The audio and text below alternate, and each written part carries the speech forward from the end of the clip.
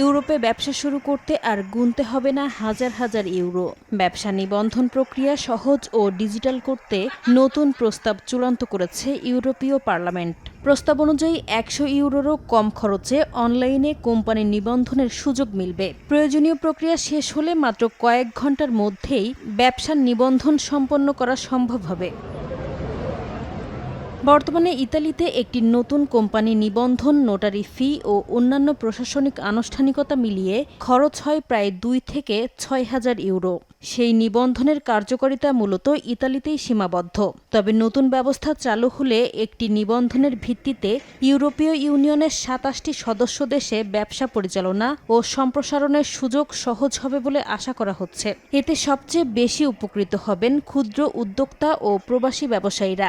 নতুন উদ্যোগে আশাবাদী ইতালি প্রবাসী বাংলাদেশি উদ্যোক্তারাও। নতুন আইনের প্রস্তাবনা এনেছে, এই প্রস্তাবটি যদি বাস্তবায়িত হয় তা আমাদের বিশ্বাস যে ইতালি সহ সারা ইউরোপেই ব্যবসা বাণিজ্যের প্রসারতা সৃষ্টি হবে। ইতালিতে ব্যবসা প্রতিষ্ঠান খুলতে গেলে ২-৩ হাজার ইউরোর প্রয়োজন হয় এবং সময়ের ব্যাপার।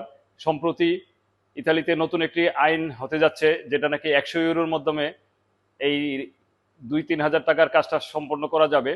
এটা যদি তৈরি হয় তাহলে নতুন ব্যবসায়ীতে নতুন দিগন্তের তৈরি হবে। ইউরোপ জুড়ে ব্যবসা সম্প্রসারণ ও সহজলভ্য করতে নতুন উদ্যোগ নিয়েছে ইউরোপীয় পার্লামেন্ট।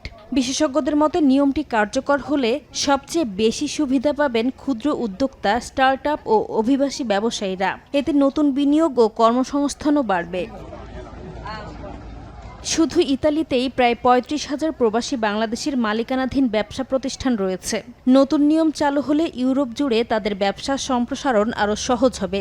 ইউরোপীয় কমিশনের পরিকল্পনা অনুযায়ী প্রয়োজনীয় আইনি প্রক্রিয়া শেষে চলতি বছরের শেষ দিকে অথবা ২০২৭ সালে ধাপে ধাপে নিয়মটি কার্যকর হতে পারে। এতে ইতালি সহ পুরো ইউরোপে নতুন উদ্যোক্তাদের জন্য উন্মোচিত হতে পারে সম্ভাবনার নতুন দিগন্ত।